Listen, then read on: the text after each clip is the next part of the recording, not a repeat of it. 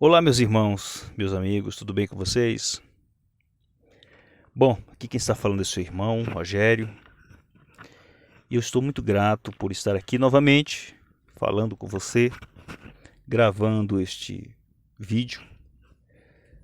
Pretendo não ser extenso, pretendo não ser enfadonho, mas é sempre um prazer estar aqui comentando o Evangelho da graça de Deus que mudou a minha mente, a minha percepção, a minha visão, mudou a minha forma de ver a vida, de ver as pessoas, de sentir empatia pelas pessoas. O Evangelho tem o poder de mudar nossa consciência. E foi isso que o Evangelho fez em mim. Me fez ver a minha condição e a minha posição diante do Eterno. Queridos, eu quero, desde já, anunciar para os amados que eu estou desenvolvendo um projeto e esse projeto visa trazer para o canal conteúdo audiovisual, ok?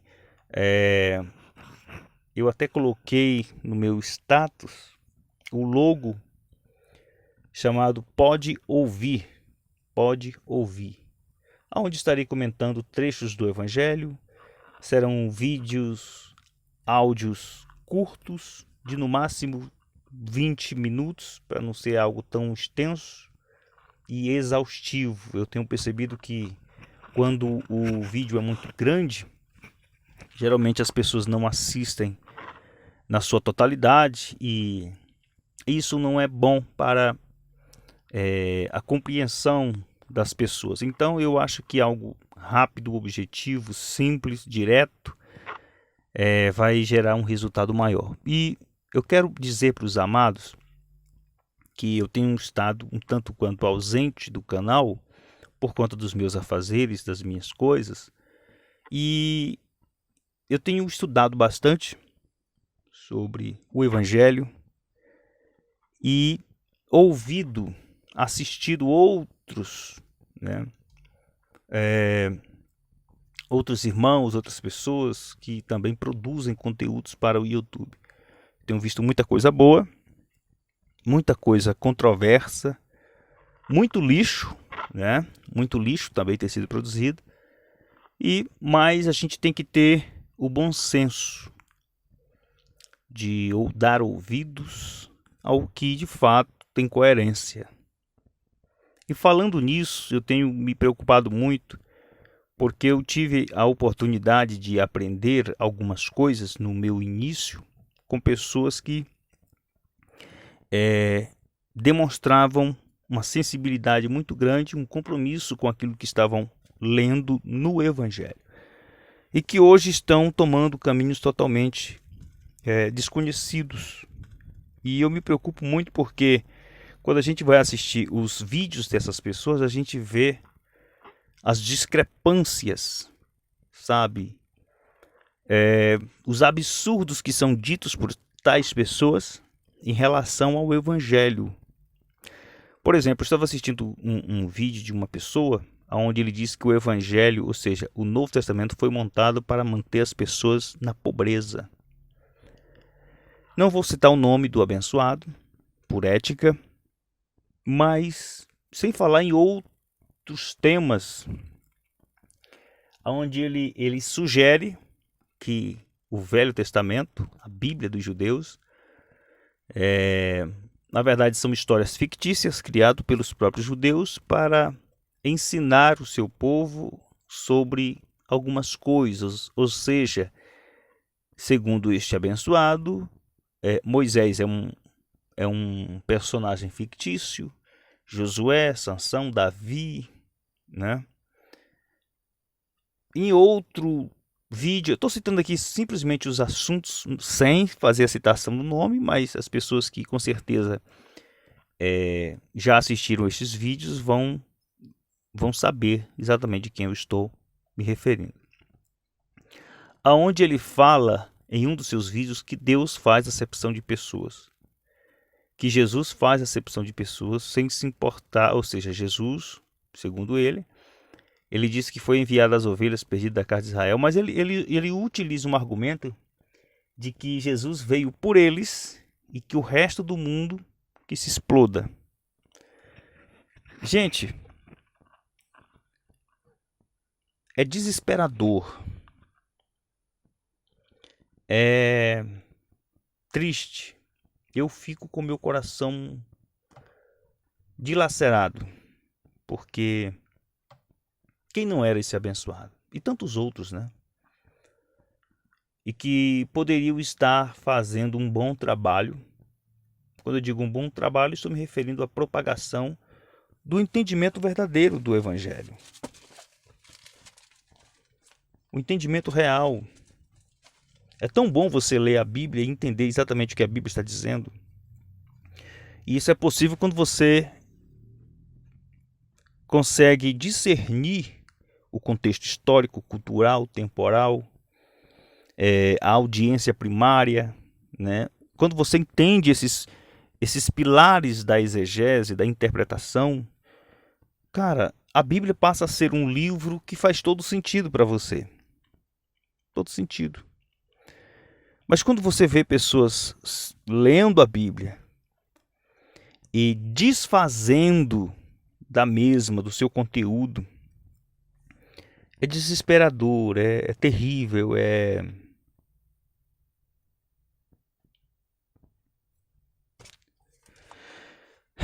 Vamos lá. O que eu penso sobre a Bíblia?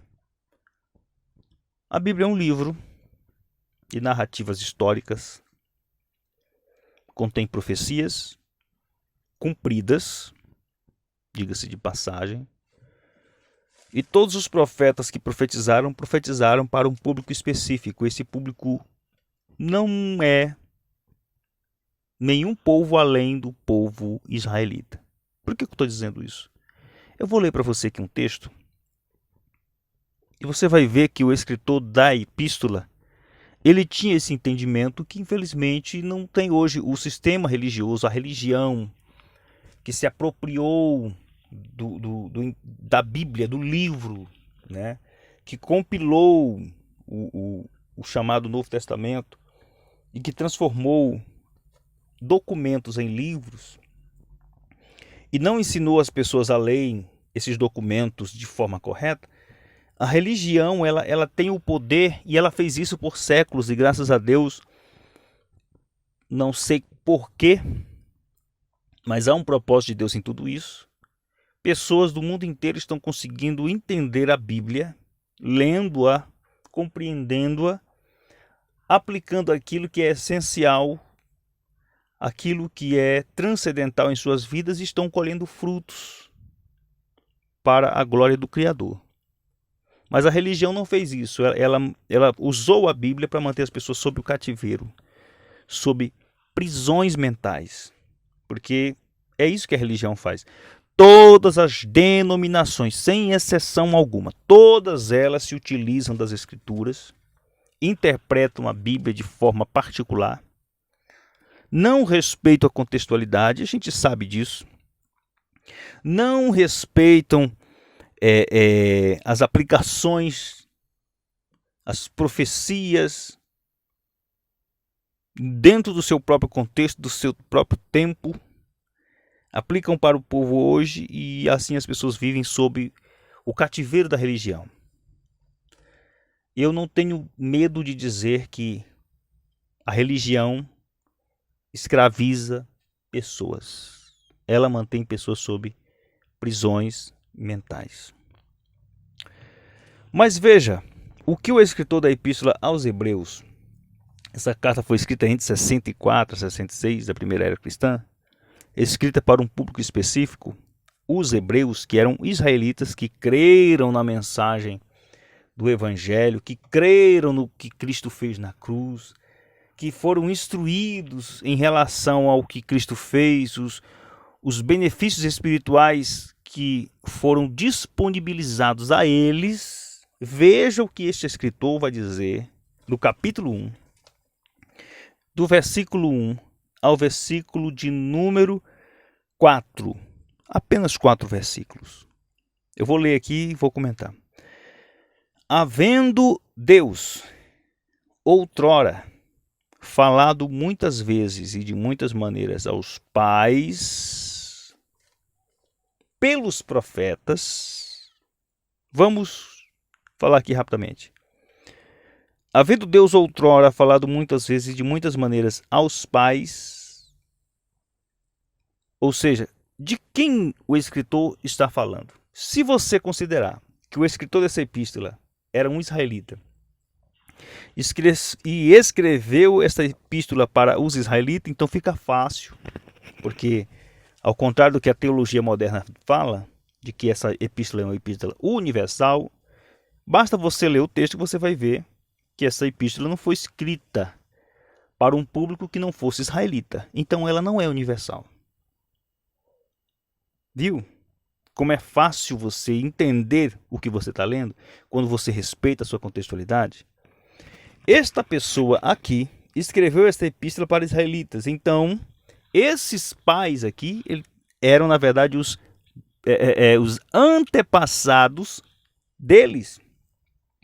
Ou seja, ele está dizendo que Deus, em outro tempo, no tempo deles, ou antes deles, falou algumas vezes e de muitas maneiras aos antepassados deles, através de quem? Dos profetas. Então é claro que os profetas não foram enviados senão para o povo de Israel. Você consegue entender, meu irmão? Consegue, eu sei que você consegue. Então nenhum profeta foi enviado para profetizar para nós aqui. Nenhum profeta foi enviado para profetizar sobre o Brasil, sobre a China, sobre os Estados Unidos, sobre a Europa. Não, quem ensinou o povo a ler a Bíblia desta forma foi a religião. Mas esse público aqui que recebeu esse documento sabia exatamente do que o autor estava falando. Deus falou através dos profetas aos antepassados deles. Mas ele vai dizer, versículo 2, nesses últimos dias, de que últimos dias o escritor está falando? Os nossos aqui? Não. Os últimos dias aqui eram os dias em que eles estavam vivendo. Eles estavam vivendo os últimos dias. Para quem entendeu sobre o fim de uma dispensação, no caso a dispensação do antigo pacto, da antiga aliança, quem entendeu isso sabe do que se trata o assunto. Eles estavam vivendo os últimos momentos, os últimos dias daquela dispensação. Então sim, eles estavam nos últimos dias. E o que aconteceu naqueles últimos dias? Ele vai dizer, nesses últimos dias nos falou pelo Filho, ou seja, Deus falou com eles através do Filho. Quem era esse Filho? Yeshua, Jesus. Ele era o Filho. Falou-nos pelo Filho, aí ele vai dizer, a quem constituiu o herdeiro de todas as coisas. Quem constituiu o herdeiro de tudo? O Eterno, Hashem, o Criador, Adonai, foi ele. Aí ele vai dizer, pelo qual também fez o universo. Aqui é um assunto para um outro vídeo, mas eu já comentei isso no vídeo anterior. Não vou comentar aqui agora, vou fazer questão de comentar isso num outro momento. Ele, Yeshua, Jesus, que é o resplendor da glória e a expressão exata do seu ser, sustentando todas as coisas pela palavra do seu poder, depois de ter feito a purificação dos pecados.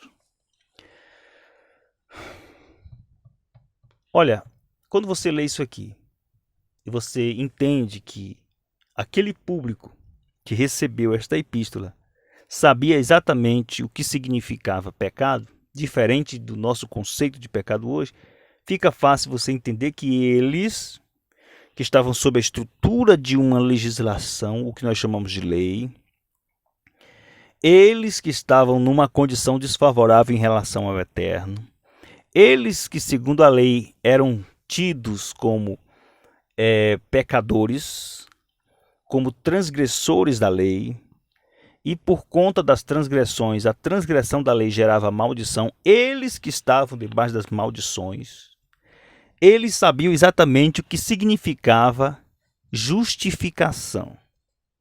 Porque Cristo na cruz, segundo o Evangelho, Gálatas capítulo 4, versículo de número 4 e 5, vai dizer que na plenitude dos tempos, os últimos dias, Deus enviou seu Filho, nascido de mulher, nascido sob a lei, para redimir, ou justificar, ou resgatar os que estavam sob a lei.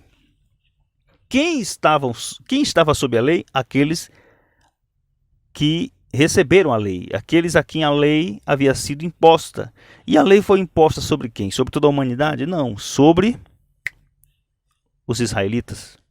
Então eles estavam debaixo do jugo da servidão, debaixo de maldições, porque eram incapazes de cumprir plenamente a lei, e a lei exigia isso.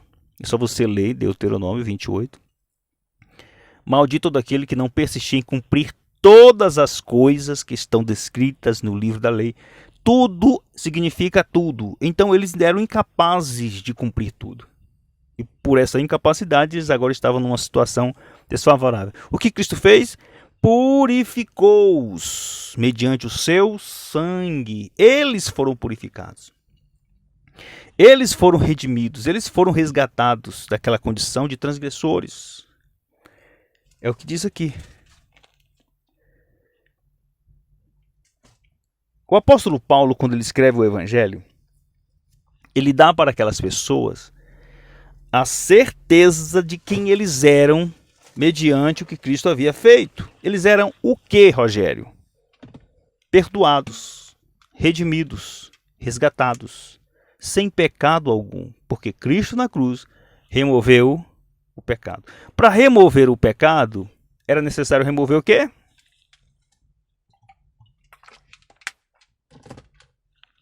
A lei.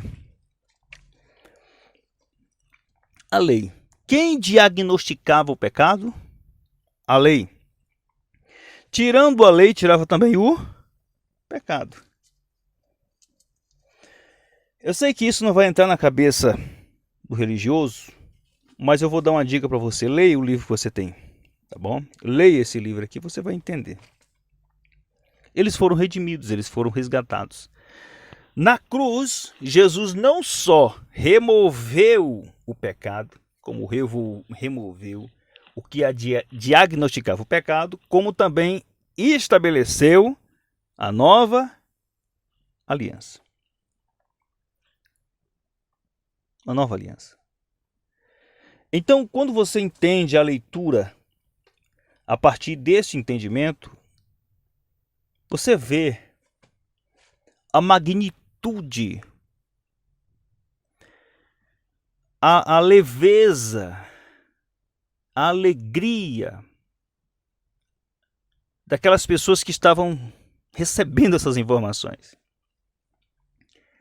É claro que hoje em dia, por conta da ausência dessas informações, o povo hoje vive como se estivesse debaixo de uma estrutura condenatória. Eles não sabem que já nasceram dentro de um ambiente que foi totalmente estabelecido pelo que Cristo fez na cruz, um ambiente do Espírito.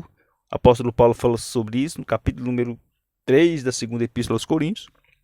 O ministério do Espírito, o ministério da justiça. Um palco onde Deus é tudo em todos, onde Deus opera na vida de quem Ele quer, Ele faz como quer, quando bem quer, do jeito que Ele quiser. As pessoas não sabem disso. E por essa razão vivem como, sei lá. O que eu quero dizer com tudo isso, queridos? Que faz todo sentido ler a Bíblia hoje, quando você tem os olhos iluminados pela revelação do Evangelho. A pergunta é, será que todo mundo vai entender isso? Claro que não. Nem todo mundo vai entender isso. Deus tem intenção de mudar essa nossa realidade? Eu vou falar por mim. Eu acho que não. Sempre vai existir gente para fazer o que sempre foi feito. Criar sistemas. Sistemas e mais sistemas. Com o propósito de manter as pessoas ligadas, presas subjugadas debaixo de rudimentos e de tantas outras coisas que nada tem a ver com o Evangelho. Eu vou perder meus cabelos por conta disso? Não. Eu vou lutar contra isso? Não. A única coisa que eu vou fazer é vir aqui no meu canal e comentar isso aqui. Vou comentar o Evangelho. Vou falar do Evangelho. Deixa do jeito que está, entendeu? Ninguém vai mudar essa realidade. Eu estava conversando com um amigo meu e disse, olha, ninguém vai mudar o que nós temos aí. Esse sistema, a única coisa que vai fazer ruir esse sistema é a falta disso aqui. Porque enquanto tiver gente lá dentro, subjugada, alienada, escrava de rudimentos e da religião, mantendo financeiramente essas estruturas, esse sistema vai continuar de pé. Agora, no dia que o povo abrir os olhos e entender as coisas, esse sistema vai ruir. Mas será que vai ruir? Eu acho que não.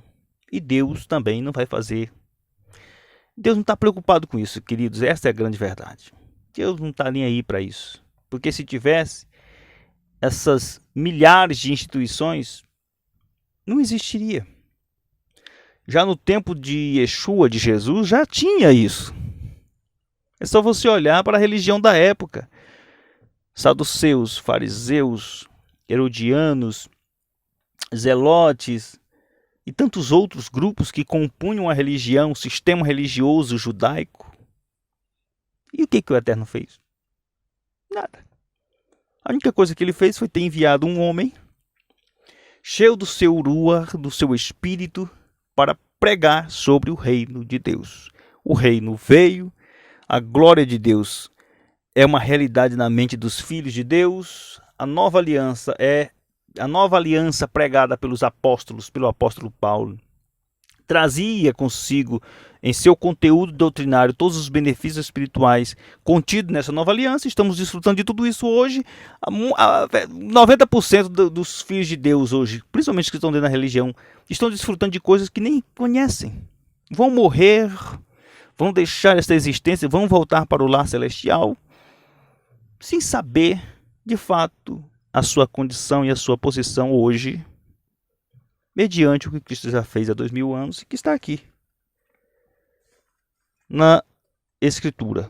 Escritura é essa que é dita que foi criada para manter as pessoas na pobreza. Que lastimável, né?